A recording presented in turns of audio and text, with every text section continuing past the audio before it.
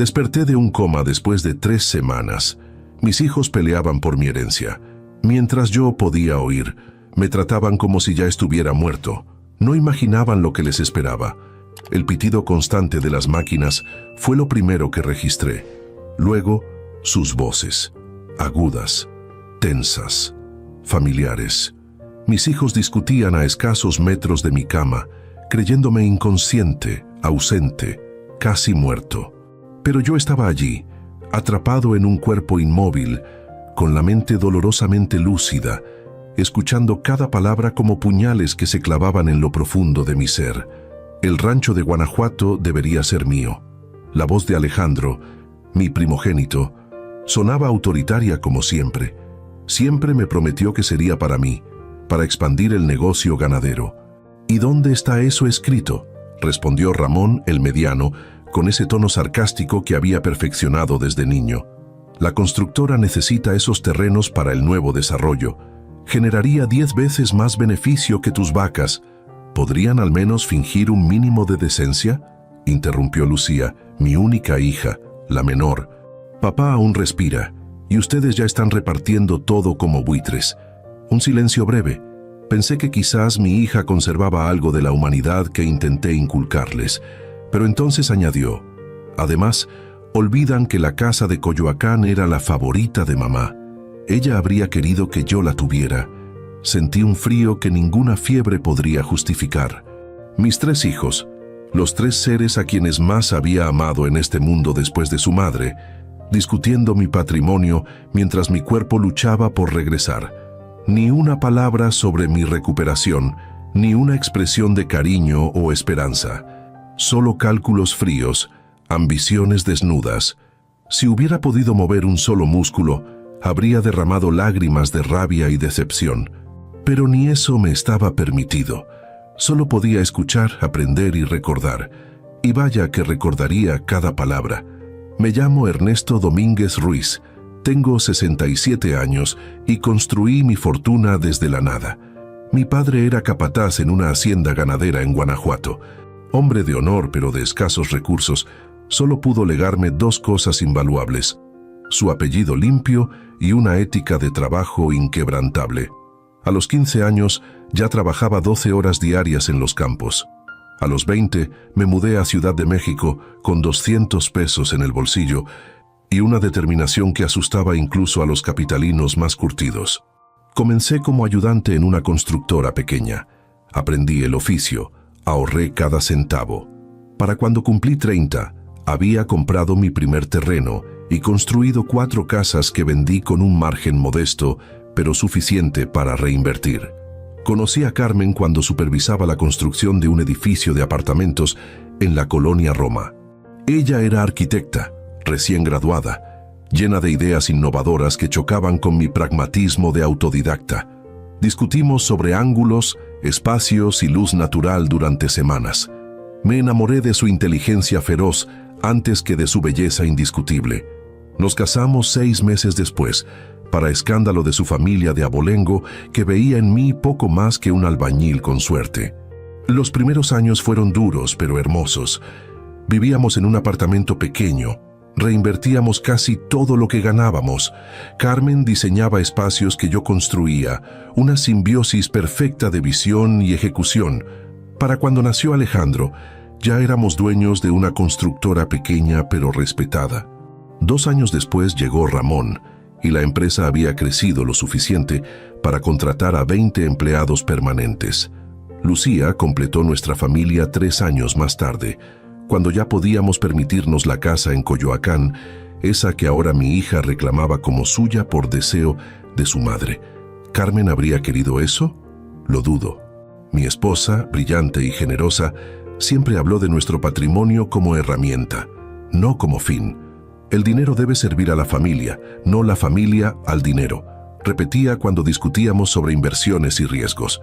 En las 2 décadas que compartimos, construimos un imperio diversificado: constructora, desarrollos inmobiliarios, terrenos agrícolas, ganado, algunas inversiones en tecnología más recientemente. Cuando el cáncer se la llevó, hace ya 12 años, dejó un vacío que ninguna riqueza podría llenar. Me sumergí en el trabajo, expandí los negocios, quizás intentando llenar con actividad frenética los espacios que antes ocupaban nuestras conversaciones vespertinas, nuestros planes compartidos. Los niños ya eran adultos para entonces. Alejandro, con su título en administración, se había encargado de la división ganadera, esa que partió de un rancho modesto y ahora abarcaba 3.000 hectáreas en Guanajuato. Ramón, ingeniero civil, supervisaba los proyectos de construcción más ambiciosos, siempre empujando hacia la innovación, a veces con más entusiasmo que prudencia. Lucía, psicóloga de profesión, nunca mostró interés directo en los negocios, pero administraba la fundación educativa que creamos en memoria de Carmen. Durante años, pensé que había hecho un buen trabajo como padre. Mis hijos tenían educación de primera, posiciones respetables, familias propias. Eran pilares de la comunidad, nombres reconocidos en sus campos. El orgullo que sentía al verlos ocupar sus lugares en las reuniones de la empresa era genuino. ¿En qué momento se torció todo? ¿Cuándo el respeto se transformó en cálculo, el cariño en conveniencia, los valores en apariencias? Quizás fueron cambios graduales, imperceptibles, como la erosión que va desgastando la piedra hasta que un día, sorprendentemente, la estructura colapsa. Recuerdo la primera vez que noté algo extraño. Fue durante la fiesta de 15 años de mi nieta mayor, la hija de Alejandro. Había decidido darle como regalo un fideicomiso educativo, suficiente para garantizarle estudios universitarios donde ella eligiera, incluso en el extranjero. Cuando se lo comuniqué a Alejandro, esperando su gratitud, recibí en cambio un comentario que me desconcertó. ¿Por qué no simplemente le das el dinero ahora? Podríamos invertirlo mejor que cualquier banco. No es un tema de rendimiento financiero, le expliqué. Es sobre darle independencia para su futuro, sin condicionamientos, Mo. Como quieras, respondió, encogiéndose de hombros.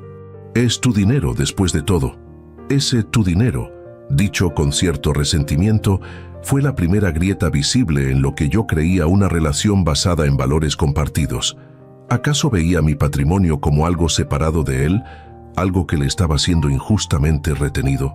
Con Ramón, la situación era diferente, pero igualmente preocupante. Sus proyectos inmobiliarios se volvían cada vez más ambiciosos, más arriesgados. Cuando cuestionaba la viabilidad financiera o el impacto ambiental, se impacientaba. El mercado no espera, papá. Si no nos movemos rápido, otros tomarán estas oportunidades. Algunas oportunidades no valen los compromisos éticos que exigen, le respondía, recordando los principios que habían guiado mi carrera. Esa mentalidad es de otra época, contestaba, apenas disimulando su frustración. El mundo ha cambiado. Y Lucía, mi pequeña, siempre la más sensible, la que más se parecía a Carmen en su forma de ver el mundo. También ella había cambiado, aunque de manera más sutil. La fundación, que comenzó como un proyecto para llevar educación de calidad a comunidades marginadas, gradualmente se había transformado en un escaparate social. Galas benéficas donde el presupuesto para champán superaba lo destinado a becas, fotos con celebridades que aportaban más a su imagen de filántropa que a las causas que supuestamente defendíamos. Es necesario para atraer donantes, justificaba cuando cuestionaba estos derroches. Así funciona la filantropía moderna. Carmen habría estado en desacuerdo. Ella, que visitaba personalmente cada escuela que apoyábamos, que conocía por nombre a cada becario, que medía el éxito en sonrisas y oportunidades, no en cobertura mediática. Quizás debí ser más firme entonces, quizás debí recordarles que el privilegio conlleva responsabilidad, no derecho. Pero los amaba, y el amor a veces nos vuelve ciegos, o peor, cómplices. Y ahora, aquí estaba yo, atrapado en un cuerpo que no respondía, escuchando cómo ese amor mal entendido había dado frutos amargos. Deberíamos hablar con el abogado mañana mismo, insistía Alejandro. El doctor Suárez fue claro, las posibilidades de recuperación total son mínimas. ¿Y si despierta? La voz de Lucía sonaba preocupada, aunque ya no estaba seguro si por mí o por sus planes. Legalmente, no podemos hacer nada mientras esté vivo. Por eso mismo hay que actuar ya. intervino Ramón. Podemos solicitar una declaración de incapacidad. Con los informes médicos adecuados, un juez nombraría un tutor legal para administrar sus bienes.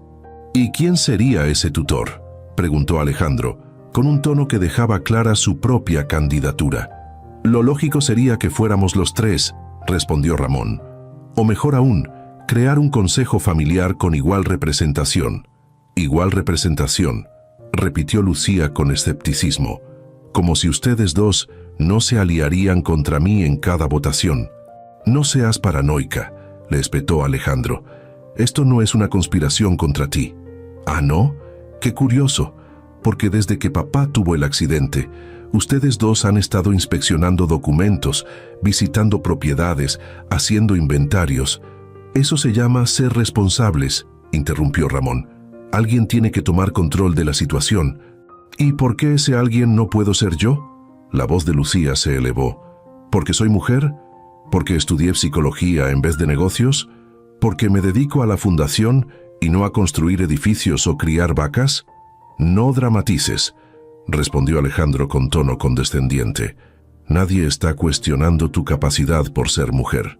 Pero seamos realistas, no tienes experiencia en gestión empresarial. La fundación es otra cosa. La fundación maneja un presupuesto anual de 30 millones de pesos, replicó Lucía, indignada, y ha crecido un 200% desde que la dirijo. ¿Eso no cuenta como experiencia empresarial? Es diferente, insistió Ramón. En una fundación no hay que generar beneficios, solo distribuirlos. ¿Y crees que conseguir donantes, gestionar proyectos y medir impacto social es menos complejo que construir departamentos de lujo? El tono de Lucía dejaba clara su frustración acumulada. Ese es exactamente el tipo de menosprecio contra el que he luchado toda mi vida. Un silencio tenso siguió a esta declaración. Quise gritar, decirles que pararan, que me estaban destruyendo con cada palabra. ¿Dónde había quedado el respeto que intenté inculcarles? La unidad familiar que Carmen y yo tanto valorábamos.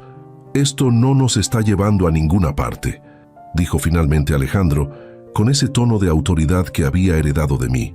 Concentrémonos en lo importante. Necesitamos proteger el patrimonio familiar mientras se define su situación. Propongo lo siguiente, continuó Ramón, siempre el pragmático. Mañana nos reunimos con el licenciado Gómez, le planteamos la situación y exploramos las opciones legales. Mientras tanto, cada uno hace una lista de los activos que considera prioritarios para su área de negocio. ¿Te refieres a un reparto anticipado?, preguntó Lucía, su voz mezclando incredulidad y algo que sonaba peligrosamente a interés. Lo llamo planificación estratégica, corrigió Ramón. Es lo que papá querría que hiciéramos. A lo que papá querría, repitió Lucía con amargura. Qué conveniente que todos sepamos exactamente lo que querría un hombre en coma. Otro silencio.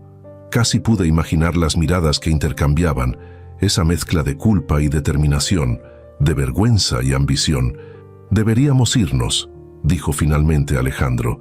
La enfermera vendrá pronto para los cuidados de la tarde. Yo me quedo un rato más, respondió Lucía. Escuché pasos, la puerta abriéndose y cerrándose, luego silencio. Por un momento, albergué una esperanza. Quizás Lucía, a solas conmigo, mostraría algo de la ternura que solía caracterizarla. La sentí acercarse a la cama, su perfume caro inundando mis sentidos. Una mano suave tomó la mía, inerte sobre las sábanas hospitalarias. «Papá», susurró, y por un instante mi corazón se alivió. «Necesito que entiendas, donde sea que estés ahora». Una pausa. Su mano apretó la mía un poco más fuerte.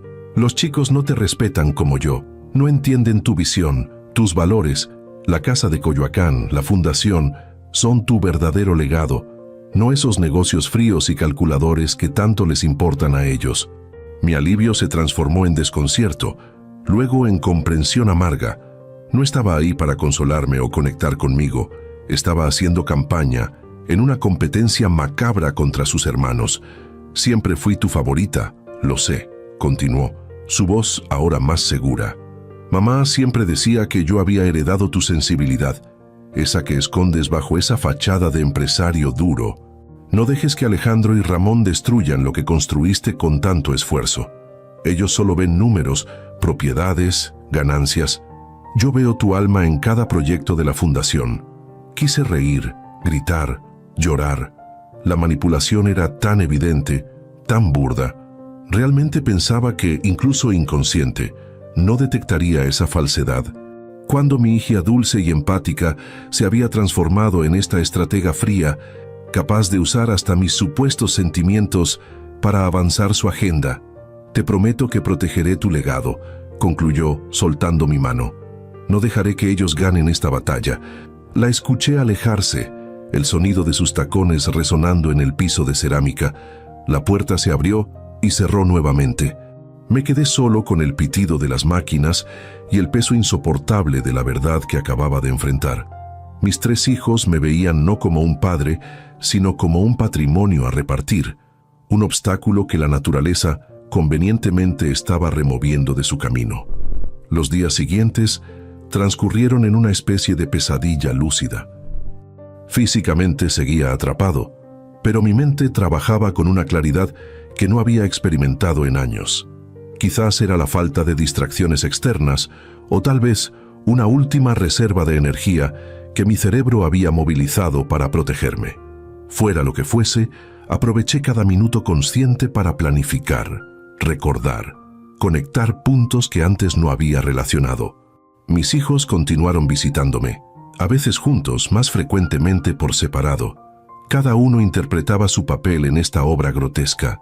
Alejandro, el hijo responsable preocupado por la estabilidad del imperio familiar. Ramón, el visionario pragmático que solo quería optimizar los recursos. Lucía, la guardiana sentimental de mis verdaderos deseos. Sus conversaciones conmigo, o más bien sus monólogos dirigidos a mi cuerpo inmóvil, revelaban capas y capas de cálculo, de ambiciones largamente incubadas, de resentimientos apenas disimulados. Los desarrollos en Querétaro necesitan un impulso inmediato, Urne Mitchell informaba. Ramón, como si estuviera en una reunión de negocios. Hay una ventana de oportunidad que no podemos perder. Sé que entiendes la importancia de actuar rápido en estos casos. El rancho necesita modernización. Insistía Alejandro en sus visitas.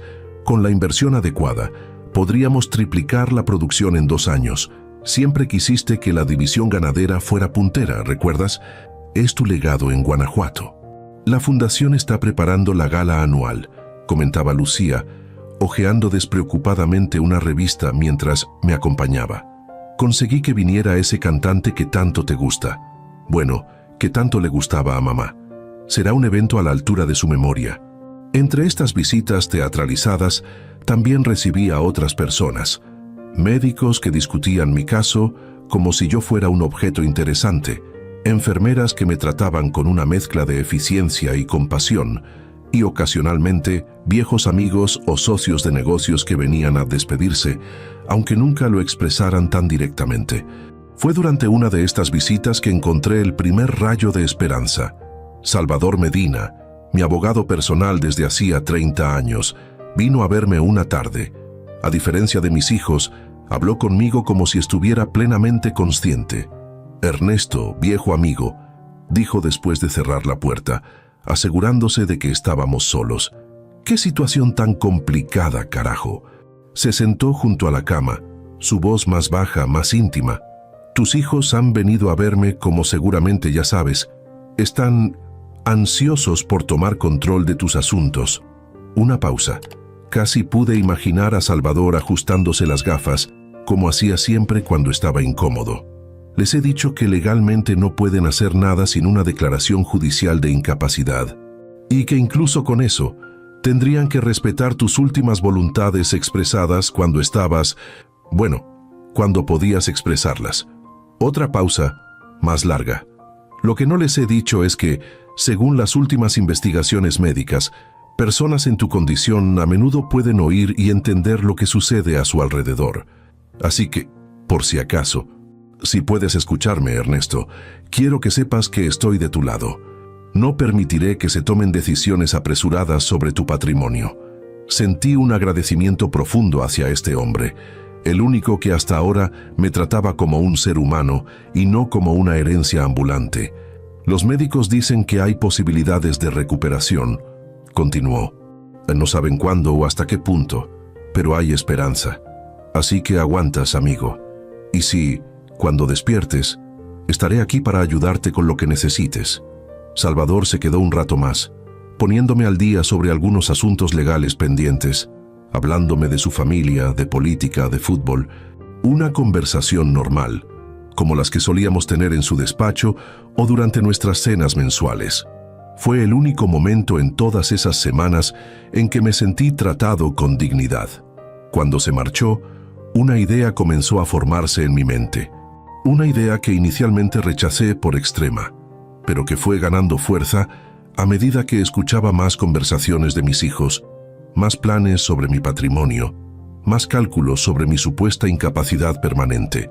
Necesitaba recuperar el control, no solo de mi cuerpo, que seguía sin responder a mis desesperadas órdenes mentales, sino de mi legado, de los frutos de mi trabajo, de los valores que creía haber transmitido a mis hijos. No podía mover un dedo, pero mi mente funcionaba perfectamente, y eso, por ahora, tendría que ser suficiente. La primera señal de recuperación física llegó durante la tercera semana. Fue casi imperceptible, un ligero movimiento de mi dedo índice derecho cuando intentaba con todas mis fuerzas responder a una pregunta rutinaria del médico. Nadie lo notó, ni siquiera yo estaba seguro de haberlo logrado realmente. Pero la segunda señal, al día siguiente, fue innegable. Pude parpadear voluntariamente, un movimiento simple que casi me hizo llorar de alivio y esperanza. Aún no podía hablar, mover la cabeza o cualquier otra parte de mi cuerpo, pero ese parpadeo era una grieta en la prisión que me mantenía cautivo. Decidí no revelarlo inmediatamente. Primero, porque no estaba seguro de que los médicos o enfermeras lo notaran o entendieran su significado. Segundo, y más importante, porque había tomado una decisión. Antes de anunciar mi regreso al mundo consciente, necesitaba entender completamente la situación con mis hijos. ¿Hasta dónde llegaba su traición? ¿Era simple ambición desmedida? ¿O había algo más siniestro en sus planes? ¿Y qué haría yo cuando pudiera finalmente enfrentarlos? La oportunidad de obtener más respuestas llegó esa misma tarde. Mis 3 hijos vinieron juntos, acompañados por el doctor Suárez, mi médico principal. Por su tono formal y la tensión palpable en la habitación, supe que esta no era una visita rutinaria. Como les expliqué en mi consultorio, comenzó el doctor, los últimos estudios muestran una actividad cerebral estable, lo cual es positivo. Sin embargo, la falta de respuesta a estímulos externos sigue siendo preocupante tras 3 semanas. ¿Qué significa exactamente en términos de pronóstico?, preguntó Alejandro, siempre directo. En casos como el de su padre, es difícil dar certezas, respondió el médico con cautela profesional. Aproximadamente un 30% de pacientes en su condición experimentan una recuperación significativa. Otro 40% puede recuperar algunas funciones básicas, pero mantener limitaciones importantes. ¿Y el resto no despierta?, completó Ramón cuando el doctor dejó la frase en suspenso. Efectivamente, confirmó el médico, pero es importante recordar que cada caso es único, y su padre tiene a favor su excelente condición física previa al accidente. Doctor, intervino Lucía, en términos prácticos, ¿cuánto tiempo deberíamos, es decir, cuándo sabremos con certeza si hay posibilidades reales de recuperación? El médico suspiró ligeramente. No hay un plazo definitivo, señorita Domínguez. Algunos pacientes despiertan después de semanas, otros después de meses. La medicina moderna ha documentado casos de recuperaciones sorprendentes incluso después de periodos prolongados. Pero debe haber algún indicador, insistió Alejandro. Algo que nos diga si deberíamos mantener esperanzas realistas. El eufemismo me habría hecho sonreír en otras circunstancias. Esperanzas realistas. Como si estuviera preguntando sutilmente cuándo podrían comenzar a repartirse mis bienes con la conciencia tranquila. Los próximos días serán cruciales, respondió el médico. Hemos comenzado a reducir gradualmente la medicación sedante. Si va a haber una respuesta consciente, deberíamos empezar a ver señales pronto. ¿Y si no las hay?, presionó Ramón. En ese caso, tendremos que considerar opciones de cuidado a largo plazo, respondió el doctor. Pero insisto, es prematuro hablar de eso ahora. Les sugiero paciencia y, si me permiten el consejo personal, esperanza. Por supuesto, respondió Lucía rápidamente. Nunca perderemos la esperanza. Papá es un luchador. El médico se despidió poco después, dejándome solo con mis hijos. El silencio que siguió fue pesado, cargado de pensamientos no expresados. Bueno, dijo finalmente Alejandro, creo que el panorama está bastante claro. ¿Claro?, replicó Lucía. Me parece que el doctor fue deliberadamente ambiguo. Leyendo entre líneas, explicó Ramón, nos está preparando para lo peor mientras mantiene un discurso de esperanza por protocolo profesional. No podemos tomar decisiones basadas en interpretaciones, protestó Lucía. Necesitamos hechos concretos. El hecho concreto, respondió Alejandro con impaciencia, es que llevamos 3 semanas con la empresa prácticamente paralizada. Proyectos en espera, decisiones aplazadas, inversionistas nerviosos. No podemos seguir así indefinidamente. ¿Y qué propones?, preguntó Lucía, su tono mezclando desafío y curiosidad. Lo que discutimos con el licenciado Gómez ayer, intervino Ramón. Solicitar la tutela temporal compartida basándonos en el informe médico actual, que convenientemente nos da el escenario más pesimista posible, señaló Lucía. Es realista, no pesimista, corrigió Alejandro. Y de cualquier forma, la tutela sería temporal. Cuando papá se recupere, todo volvería a la normalidad. Y mientras tanto, presionó Lucía, mientras tanto, cada división de la empresa seguiría funcionando bajo nuestra supervisión respectiva, explicó Ramón. Tú con la fundación, Alejandro con la parte ganadera, yo con la constructora y los desarrollos inmobiliarios. ¿Y las decisiones que requieran aprobación conjunta?, insistió Lucía. Para eso estableceríamos un consejo familiar, respondió Alejandro, con voto equitativo para los 3. ¿Y si no hay acuerdo?, preguntó Lucía, claramente anticipando problemas. En ese caso, intervino Ramón, recurriremos a un árbitro independiente. Estaba pensando en el licenciado Gómez, que conoce bien los negocios familiares. Tu abogado personal como árbitros independiente. El sarcasmo en la voz de Lucía era evidente. ¡Qué conveniente! Podría ser Salvador Medina, sugirió Alejandro, sorprendiéndome. Es el abogado de papá desde siempre. Conoce sus intenciones mejor que nadie. Medina no estará de acuerdo con esto, respondió Ramón, confirmando mis sospechas sobre la lealtad de mi viejo amigo. Ya nos dejó claro que no hará nada sin una orden judicial. Entonces busquemos esa orden, insistió Alejandro. Con el informe médico actualizado, cualquier juez entenderá la urgencia de la situación. Mientras los escuchaba planificar la toma de control de mi patrimonio, sentí una determinación creciente. Mi dedo volvió a responder, un movimiento minúsculo pero significativo. Luego logré parpadear 2 veces seguidas, conscientemente. Estaba regresando, lentamente, pero con una certeza absoluta, y ellos no tenían idea de lo que les esperaba cuando finalmente despertara, porque el hombre que yacía en esa cama de hospital ya no era el padre indulgente que había permitido que sus valores se diluyeran en la siguiente generación. No era el empresario exitoso preocupado por su legado material. Era un hombre transformado por la traición más íntima, un hombre con una claridad de propósito que solo la adversidad extrema puede proporcionar. Mientras mis hijos seguían discutiendo los detalles de su plan, yo formulaba el mío, un plan que cambiaría nuestras vidas para siempre. El amanecer del día 23 me encontró con nuevos progresos. Podía mover ligeramente 3 dedos de mi mano derecha y parpadear con control suficiente para establecer un rudimentario código de comunicación. Sin embargo, decidí mantener estos avances en secreto por ahora. Cada conversación que escuchaba, cada plan que mis hijos tramaban, reforzaba mi convicción de que necesitaba tiempo para preparar mi regreso en mis propios términos. La enfermera de la mañana, Rosario, una mujer de mediana edad con manos gentiles y voz melodiosa, entró para realizar los cuidados rutinarios. A diferencia del personal nocturno, que trabajaba en silencio eficiente, Rosario siempre me hablaba como si estuviera plenamente consciente. «Buenos días, don Ernesto», saludó mientras ajustaba las persianas para dejar entrar la luz matutina. «Hoy tenemos un día hermoso. El cielo está despejado y azul, como le gusta a usted. No sé cómo sabía que me gustaban los días despejados. Quizás alguno de mis hijos se lo había comentado, o tal vez era simplemente parte de su protocolo para humanizar el trato con pacientes en mi condición.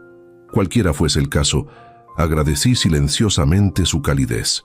Vamos a revisar sus signos vitales y luego lo asearemos». Continuó mientras conectaba el monitor de presión arterial. «El doctor Vázquez vendrá más tarde. Es el neurólogo nuevo que pidieron sus hijos. Parece muy capaz. ¿Un neurólogo nuevo?». Esta información captó inmediatamente mi atención. ¿Por qué mis hijos habrían solicitado un especialista diferente? El doctor Suárez era uno de los mejores de México. Lo había elegido personalmente para mi tratamiento después de entrevistar a varios candidatos. Mientras Rosario continuaba con sus tareas, registré mentalmente esta pieza del rompecabezas. Podría ser inocente, buscar una segunda opinión era perfectamente razonable, pero en el contexto de los planes que había escuchado, despertaba mi suspicacia. «Sus hijos son muy atentos», comentó Rosario mientras ajustaba la posición de mi cama, «especialmente su hija Lucía. Ayer trajo fotos familiares para decorar la habitación. Dijo que eso podría estimular sus recuerdos. Miré de reojo las fotografías recién colocadas. Efectivamente, había varias imágenes enmarcadas sobre la cómoda. Yo con Carmen el día de nuestra boda. Los 5 juntos en la playa cuando los niños eran pequeños. La inauguración de la sede central de la constructora. La graduación universitaria de Lucía. Momentos cuidadosamente seleccionados que proyectaban la imagen de una familia unida, amorosa, perfecta. Una fachada que ahora sabía era tan sólida como un castillo de naipes. También han estado consultando sobre opciones de rehabilitación a largo plazo», continuó Rosario, inconsciente de cómo sus palabras casual confirmaban mis sospechas. «El señor Alejandro preguntó específicamente por centros especializados en daño neurológico severo, así que ya estaban planificando mi institucionalización, un lugar donde pudieran visitarme ocasionalmente, mostrar su preocupación filial ante el personal médico y luego regresar a disfrutar de mi patrimonio con la conciencia tranquila. La perfección del plan casi me habría impresionado si no fuera tan despiadadamente calculador. Cuando Rosario terminó sus cuidados y salió de la habitación, me concentré en intensificar mis ejercicios mentales. Durante días, había estado visualizando cada músculo de mi cuerpo, intentando establecer conexiones neuronales que el accidente había interrumpido. Ahora, con la urgencia renovada por lo que acababa de escuchar, redoblé mis esfuerzos. El doctor Vázquez llegó poco después del mediodía, acompañado por Alejandro y Ramón. Era un hombre delgado, con lentes de montura metálica y una tableta electrónica que consultaba constantemente.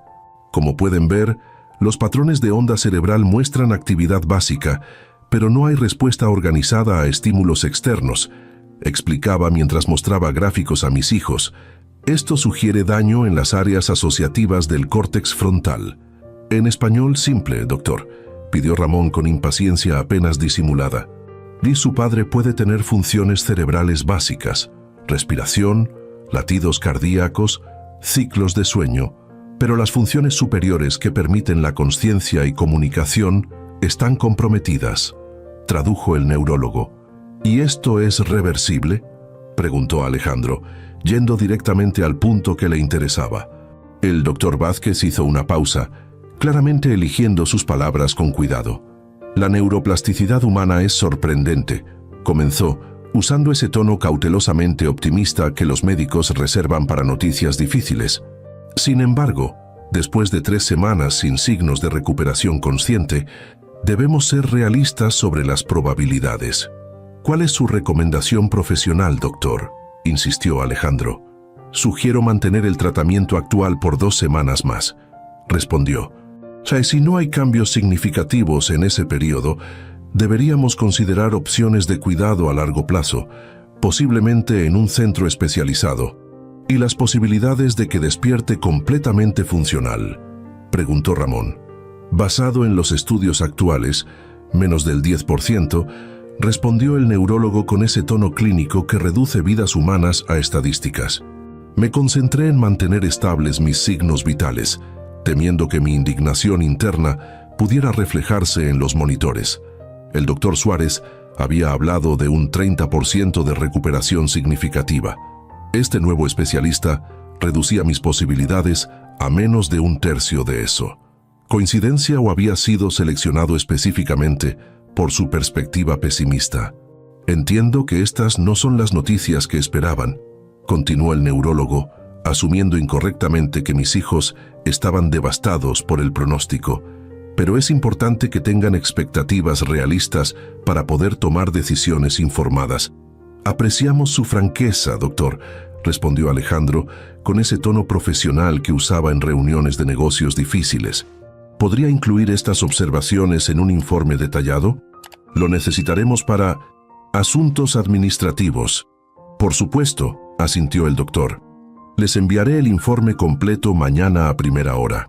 Cuando el neurólogo salió, Alejandro y Ramón permanecieron en la habitación, hablando en voz baja cerca de la ventana, aparentemente olvidando que yo podría estar escuchándolos.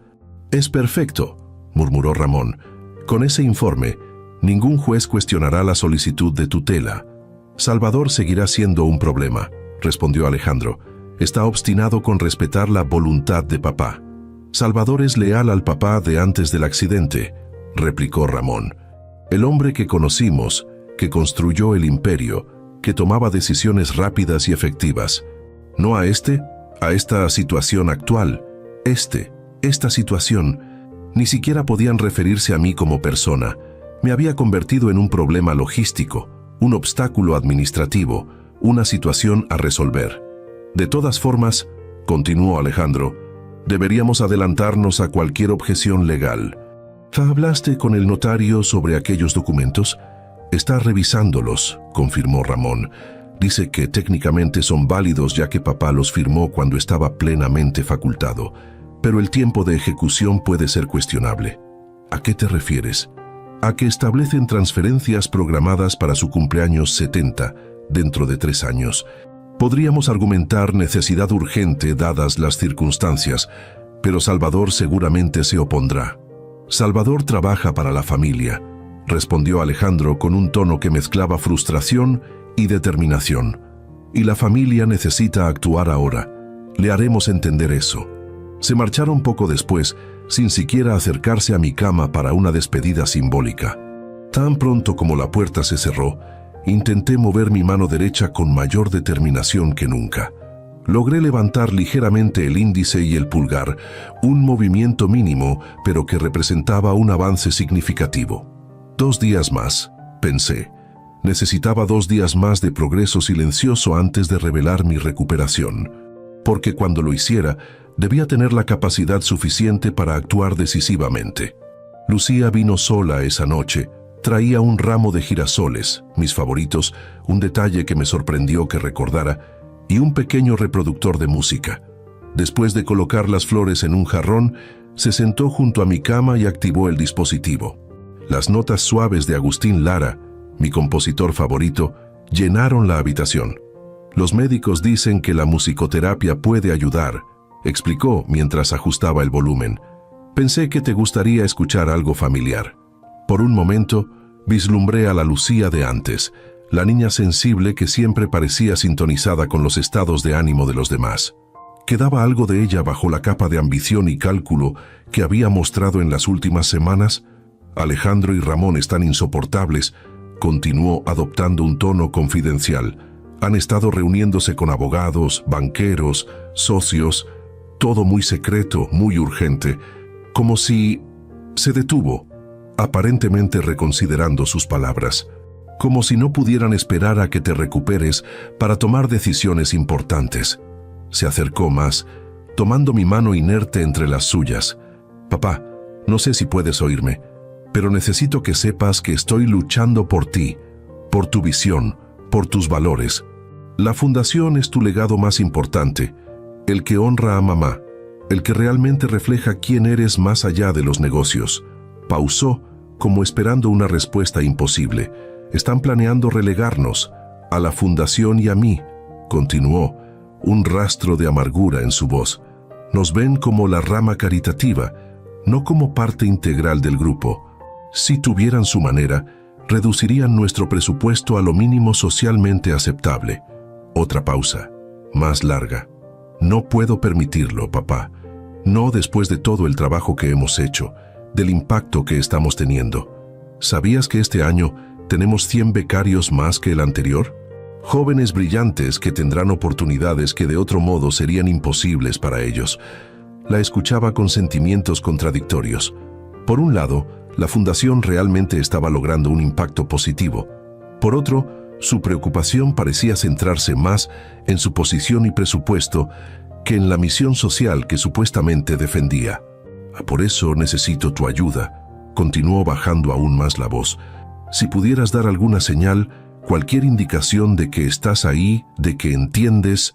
Los médicos dicen que es posible, que algunos pacientes pueden comunicarse a través de parpadeos o movimientos mínimos. Aquí estaba mi oportunidad.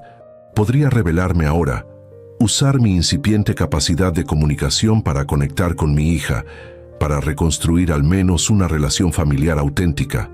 Pero algo me detuvo, una voz interior que me advertía sobre la conveniencia de este momento, sobre la posibilidad de estar siendo manipulado nuevamente. Inténtalo, papá, insistió. Si puedes oírme, parpadea una vez. Mantuve mis ojos inmóviles, observándola a través de pestañas entreabiertas. No te rindas, continuó. Parpadea una vez, por mí, por mamá. La mención de Carmen casi quebró mi resolución. ¿Qué pensaría ella de todo esto? De nuestros hijos, de mí, de las decisiones que estaba considerando tomar. «Sí, está bien», dijo finalmente Lucía, la decepción evidente en su voz. «Quizás es demasiado pronto. Seguiré intentándolo cada día». Se levantó, acomodó innecesariamente las flores en el jarrón y se dispuso a salir. En la puerta, se detuvo y miró hacia atrás. «Por cierto, he estado revisando los documentos de la fundación. Hay algunas irregularidades en las asignaciones presupuestarias de los últimos años. Nada grave, pero cosas que deberíamos corregir cuando te recuperes». Y ahí estaba, el verdadero propósito de su visita, envuelto en música favorita y flores significativas. Una advertencia velada, una forma sutil de decirme que había encontrado algo que podría usar como palanca en su disputa con sus hermanos. ¿Irregularidades? Imposible. La fundación era auditada anualmente por una firma independiente, precisamente para evitar cualquier cuestionamiento sobre el uso de los fondos. Si Lucía estaba insinuando problemas, solo podía significar una cosa: estaba fabricando evidencia, o al menos interpretando creativamente información financiera legítima. Cuando la puerta se cerró tras ella, sentí una determinación renovada. Ya no se trataba solo de proteger mi patrimonio o castigar la codicia de mis hijos. Era sobre impedir que destruyeran también el proyecto más personal de Carmen, la fundación que llevaba su nombre, la materialización de sus valores más profundos. El día 25 trajo un desarrollo inesperado. Salvador Medina vino a visitarme nuevamente, esta vez acompañado por el doctor Suárez. Ambos parecían tensos, preocupados. Como le explicaba, licenciado, decía el médico mientras entraban a mi habitación, los informes del doctor Vázquez contradicen significativamente mis propias observaciones. ¿Está sugiriendo manipulación deliberada?, preguntó Salvador, siempre directo. No puedo afirmar eso categóricamente, respondió el doctor con cautela profesional. Solo digo que es inusual ver interpretaciones tan divergentes de los mismos datos neurológicos. Se acercaron a mi cama y el doctor comenzó a examinarme con especial atención. Chequeó mis pupilas, mis reflejos, la tensión muscular en mis extremidades. Noté que sus procedimientos eran más exhaustivos que los del doctor Vázquez. «Ve esto», dijo finalmente, señalando algo en mi mano derecha. «Hay tono muscular voluntario aquí. Este no es el patrón típico de un paciente sin consciencia. Salvador se inclinó para observar. ¿Está diciendo que don Ernesto podría estar consciente? ¿Que podría escucharnos? Es una posibilidad que no podemos descartar, confirmó el médico. La ciencia moderna reconoce cada vez más casos de consciencia encerrada, donde el paciente está mentalmente alerta, pero físicamente incapaz de comunicarse. Dios mío, murmuró Salvador, si ese fuera el caso. Precisamente por eso me preocupa el informe del doctor Vázquez, continuó Suárez. Descarta esa posibilidad sin pruebas concluyentes y recomienda un traslado a un centro de cuidados a largo plazo donde, francamente, el nivel de atención neurológica especializada sería inferior al que recibe aquí. ¿Y sus hijos están al tanto de estas discrepancias?, preguntó Salvador. Les he expresado mis reservas, respondió el doctor, pero parecen más inclinados a aceptar la opinión del doctor Vázquez, porque les resulta más conveniente, concluyó Salvador con amargura. Un diagnóstico pesimista facilita su solicitud de tutela legal. Este intercambio confirmaba mis peores sospechas. No solo mis hijos estaban aprovechando mi condición, sino que posiblemente estaban interfiriendo activamente con mi tratamiento médico para favorecer sus intereses. ¿Qué opciones tenemos, doctor?, preguntó Salvador después de un momento de reflexión. Médicamente, recomiendo mantenerlo aquí bajo mi supervisión al menos 2 semanas más, respondió Suárez. Hay tratamientos experimentales que podríamos considerar. Estimulación neurológica que ha mostrado resultados prometedores en casos similares. ¿Y legalmente?, insistió Salvador.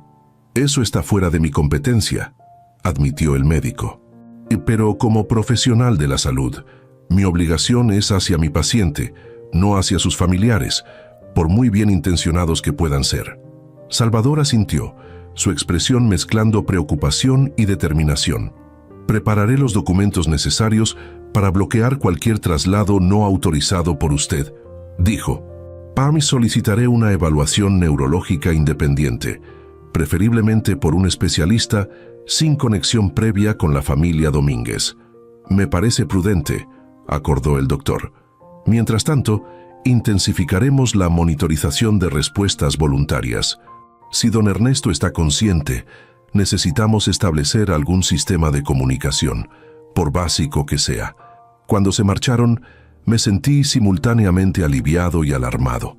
Aliviado por tener aliados inesperados, personas íntegras que defendían mis intereses cuando mi propia sangre había decidido abandonarme. Alarmado por la aparente urgencia de mis hijos para trasladarme, para alejarme del escrutinio médico adecuado, para facilitar su toma de control. Decidí que no podía esperar más. Era hora de revelar mi conciencia, de reclamar mi voz y mi agencia. Pero debía hacerlo estratégicamente, asegurándome de que mis primeros comunicadores fueran personas en quienes pudiera confiar. La oportunidad llegó esa misma tarde. Rosario vino a realizar sus cuidados habituales, charlando animadamente como siempre. Don Ernesto, le traje una sorpresa hoy, dijo mientras ajustaba las sábanas. Mi hijo pequeño, Emiliano, dibujó esto para usted. Dice que es un superhéroe que está descansando para recuperar sus poderes. Colocó un dibujo infantil en la mesita junto a mi cama. Aún desde mi ángulo limitado, pude apreciar la figura colorida de un hombre con capa acostado en lo que parecía una cama, con rayos de energía emanando de su cabeza. Los niños entienden cosas que a veces los adultos olvidamos, continuó Rosario. Emiliano dice que usted puede oírnos, que está guardando fuerzas para cuando sea el momento adecuado de despertar. Era ahora o nunca. Concentré toda mi voluntad en mi mano derecha y logré mover mis dedos lo suficiente para rozar la mano de Rosario mientras ella acomodaba mi almohada. Ella se detuvo, mirando fijamente mi mano. «¿Don Ernesto?», preguntó, su voz apenas audible. «¿Ha movido su mano?». Parpadeé, deliberadamente, una vez. Sus ojos se agrandaron, una mezcla de asombro y emoción transformando su rostro. «¿Puede oírme?», preguntó inclinándose hacia mí. Parpadeé una vez para sí y 2 para no. Parpadeé una vez, manteniendo mis ojos fijos en los suyos. «Dios mío», susurró. lágrimas formándose en sus ojos. Ha estado consciente todo este tiempo, ¿es verdad? Un parpadeo. Debo llamar al doctor Suárez inmediatamente, dijo, moviéndose hacia el intercomunicador. Moví mis dedos nuevamente, captando su atención. Parpadeé 2 veces, enérgicamente. ¿No quiere que llame al doctor?, preguntó confundida. Un parpadeo. No entiendo, don Ernesto. Esto es importante. El doctor necesita saberlo. Concentré todas mis fuerzas en articular mi primer sonido consciente en semanas. Fue apenas audible, más un susurro ronco que una palabra, pero suficiente.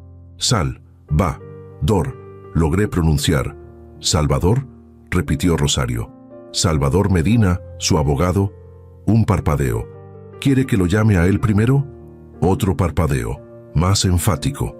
Está bien, asintió comprendiendo. Llamaré al licenciado Medina inmediatamente.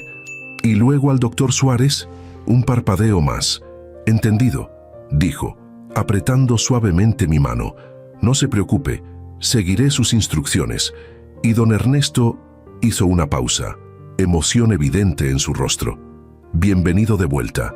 Salvador Medina llegó en tiempo récord, su habitual compostura profesional apenas disimulando su agitación. Rosario lo esperaba en la puerta de mi habitación, explicándole en voz baja lo ocurrido, mientras él asentía con expresión cada vez más grave. ¿Está segura que no le ha comentado esto a nadie más?, le preguntó en un susurro que alcancé a escuchar. A nadie, confirmó Rosario. Seguí sus instrucciones exactamente. Solo usted y cuando llegue el doctor Suárez. Excelente, respondió Salvador, apretando brevemente el hombro de la enfermera en un gesto de agradecimiento. Esto cambia todo. Cuando entró a la habitación y cerró la puerta, vi algo inusual en Salvador. Emoción genuina quebrando su fachada de abogado imperturbable. Se acercó rápidamente a mi cama, inclinándose para mirarme directamente a los ojos. Ernesto, viejo amigo, dijo con voz ligeramente temblorosa. ¿Puedes oírme? Parpadeé una vez, lenta y deliberadamente. Dios mío, murmuró, una sonrisa incrédula iluminando su rostro. Lo sabía. Algo me decía que estabas ahí dentro. Logré mover mis dedos nuevamente, un gesto que él notó inmediatamente. ¿Puedes hablar?, preguntó con renovado entusiasmo. Intenté articular palabras, pero solo conseguí producir sonidos roncos e ininteligibles. La frustración debió ser evidente en mi rostro, porque Salvador rápidamente me tranquilizó. No te preocupes por eso ahora. El habla volverá con terapia. Lo importante es que estás consciente y podemos comunicarnos. Sacó su teléfono y rápidamente escribió algo en la pantalla. Luego me lo mostró. Era una aplicación con letras grandes, diseñada aparentemente para comunicación básica. Vamos a hacerlo simple por ahora, explicó. Te mostraré grupos de letras. Parpadea cuando veas la que necesitas. Así formaremos palabras. El proceso era lento y agotador, pero efectivo. Tras varios minutos de paciente intercambio, logré comunicar mi primer mensaje completo. Escuché todo. Salvador me miró fijamente, comprendiendo inmediatamente la magnitud de lo que estaba revelando. ¿Has estado consciente todo este tiempo? ¿Desde el principio? Un parpadeo. Entonces, ¿has escuchado las conversaciones de tus hijos? Otro parpadeo. Este más prolongado, cargado de significado. Entiendo, dijo gravemente. Esto explica tu insistencia en contactarme primero. Continuamos con nuestro laborioso sistema de comunicación hasta que logré transmitir otro mensaje crucial. Doctor Vázquez Sobornado. ¿Estás seguro?, preguntó Salvador, su expresión endureciéndose. Parpadeé una vez, enfático. Esto es sumamente grave, Ernesto. Interferencia médica, posible negligencia inducida. Salvador hizo una pausa, organizando mentalmente estrategias legales. Necesitamos documentar todo esto apropiadamente. Justo entonces, el doctor Suárez entró a la habitación, alertado por Rosario. Su reacción al verme responder conscientemente fue una mezcla de vindicación profesional y genuina alegría. Lo sabía, declaró después de realizar una evaluación neurológica rápida. Sus patrones cerebrales nunca correspondieron con el diagnóstico del doctor Vázquez. Durante la siguiente hora, trabajamos en establecer un sistema de comunicación más eficiente. El doctor Suárez trajo una tableta con un programa especializado que me permitía seleccionar letras con movimientos oculares, significativamente más rápido que el sistema de parpadeos. Con esta herramienta, pude finalmente expresar lo que había estado acumulando durante 3 semanas de silencio forzado: la conspiración de mis hijos para tomar control de mis empresas, las conversaciones que había escuchado, los planes de trasladarme a un centro donde estaría efectivamente aislado de cualquier posibilidad de recuperación significativa. Esto es difícil de asimilar, comentó el doctor Suárez, visiblemente perturbado. Manipulación médica con fines económicos es una violación ética y legal extremadamente grave. Y apenas rasca la superficie, añadió Salvador, quien había estado tomando notas detalladas. Todo lo que describes, Ernesto, podría constituir varios delitos, desde fraude hasta abuso de persona vulnerable. Con esfuerzo considerable, tecleé mi siguiente pregunta: ¿qué opciones tengo? Salvador y el doctor intercambiaron miradas antes de que mi abogado respondiera. Ron, desde el punto de vista legal, ahora que has recuperado conciencia y capacidad de comunicación, aunque sea limitada, mantienes pleno control sobre tus decisiones. Tus hijos no pueden proceder con ninguna solicitud de tutela o administración de tus bienes sin tu consentimiento explícito. Médicamente, añadió el doctor Suárez, tu pronóstico es mucho más favorable de lo que sugería el doctor Vázquez. La recuperación del habla y movilidad requerirá terapia intensiva, pero los indicadores neurológicos son prometedores. Podríamos ver mejoras significativas en semanas, no meses o años como se había insinuado. Esta era la confirmación que necesitaba. No estaba atrapado permanentemente en este cuerpo inmóvil. Había esperanza real de recuperación, de retomar el control no solo de mis bienes, sino de mi propia vida. ¿Quién sabe que estoy consciente?, pregunté a través de la tableta. Por ahora, solo nosotros 3 y Rosario, respondió Salvador.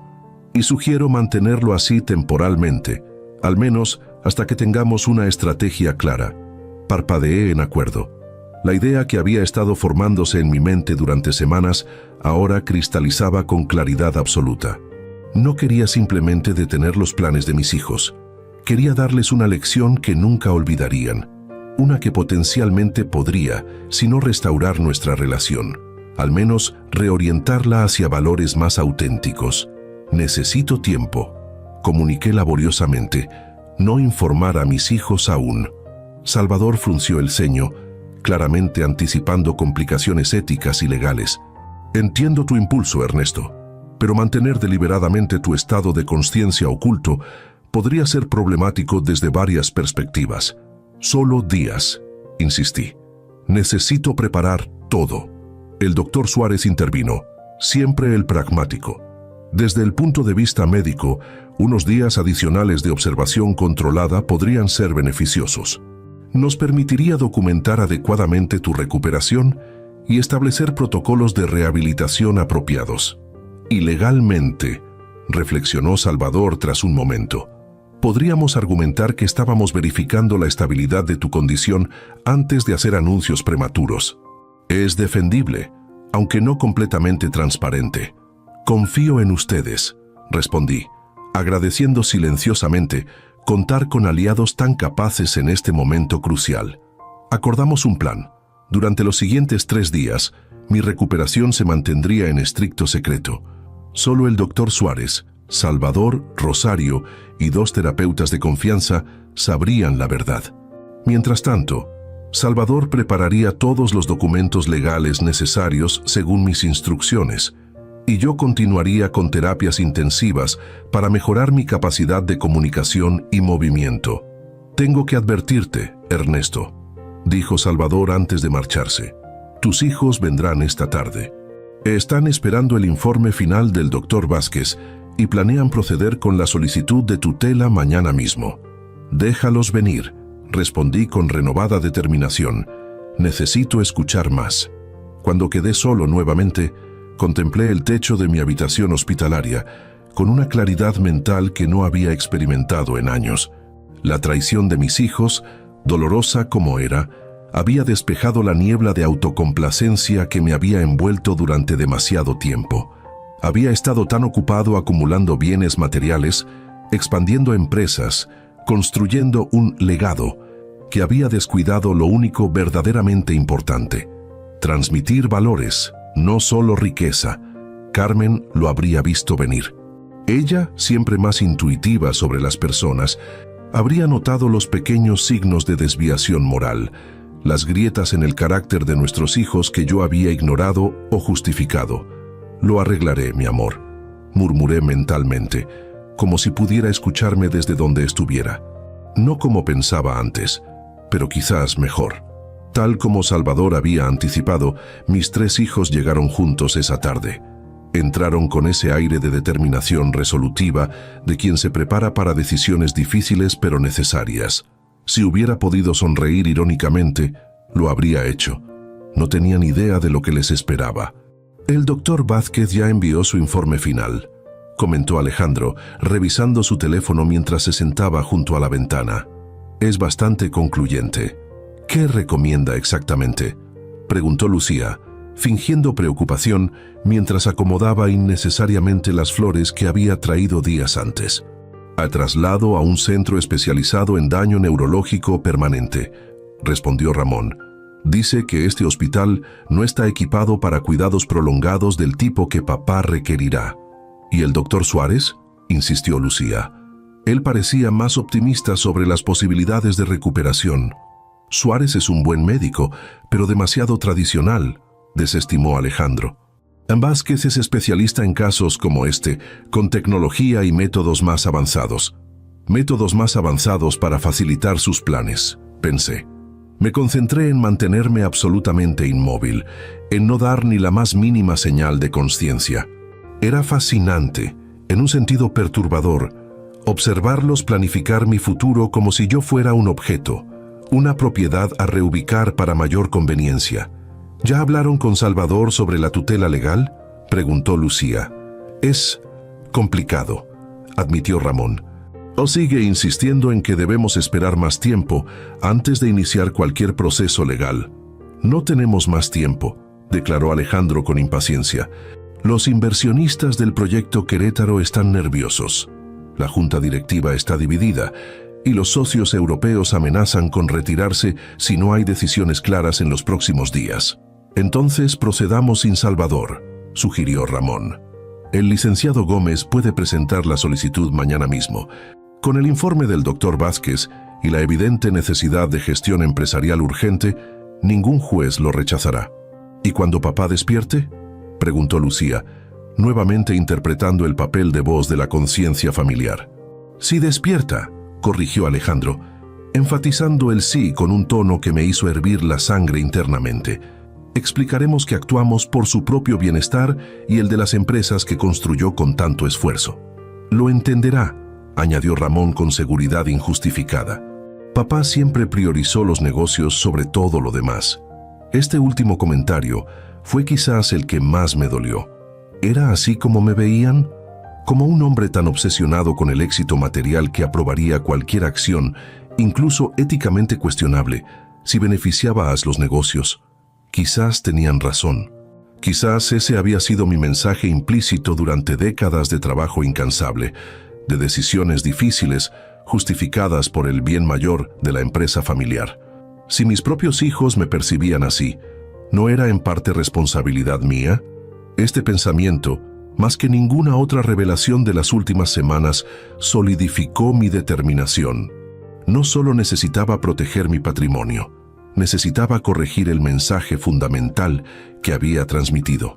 Necesitaba demostrar con acciones inequívocas que los valores, la integridad y el respeto genuino eran infinitamente más importantes que cualquier beneficio material. Mientras mis hijos continuaban discutiendo detalles logísticos sobre mi futuro institucionalizado, yo planeaba silenciosamente una lección que ninguno de ellos olvidaría jamás. El amanecer del 4º día, después de mi despertar secreto, marcó el inicio del plan que había estado refinando meticulosamente. Salvador llegó temprano, portafolio en mano, acompañado por un notario de su absoluta confianza. Y todo está preparado según tus instrucciones, me informó mientras desplegaba los documentos sobre la mesa auxiliar. ¿Estás completamente seguro de esto, Ernesto?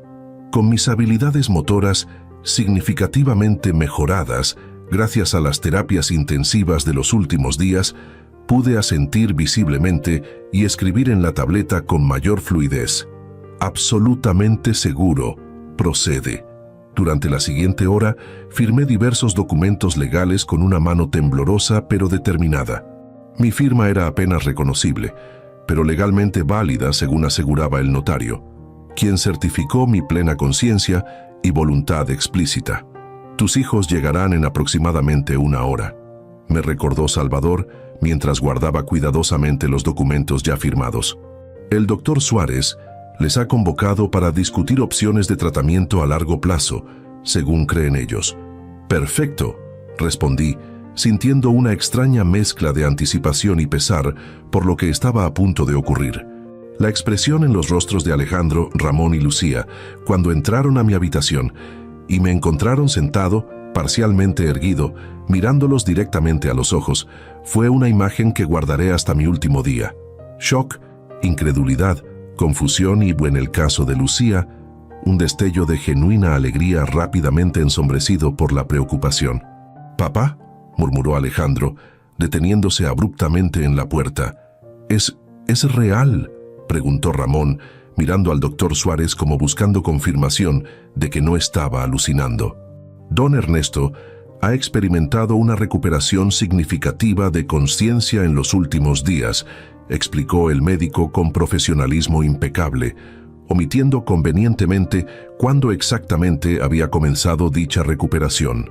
Aún tiene limitaciones en habla y movilidad, pero su cognición está intacta. ¿Puede entendernos?, preguntó Lucía, acercándose tentativamente a mi cama.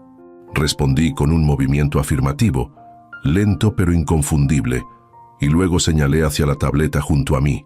Salvador, quien había permanecido discretamente en un rincón, se adelantó para mostrarles el mensaje que había preparado con anticipación.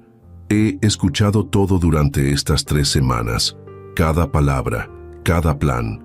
El color abandonó sus rostros casi simultáneamente.